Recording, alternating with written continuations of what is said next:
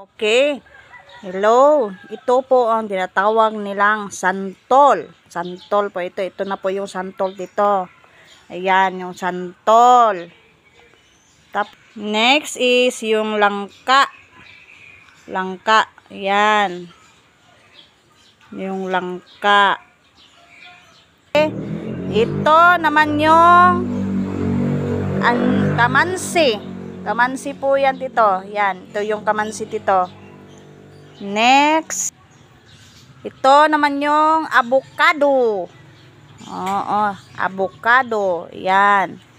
Avocado yan po. Ito naman yung mga tanim ni mama na mga gulay. Yan. Yan. Gulay. Ampalaya at saka kangkong. Meron din sa gilid ampalaya din. Yan, ampalaya din yan. Yan. Ampalaya. At saka kangkong. Yung sa gilid din. Tapos may sabana. Yan po yung sabana, tito. Yan. Dito naman nakalagay yung mga okra at kalabasa. Ayan. Okra. Ayan. Oo. Adjut lang. Okra. Ayan. Mga okra po yan dito. Ayan. Okra.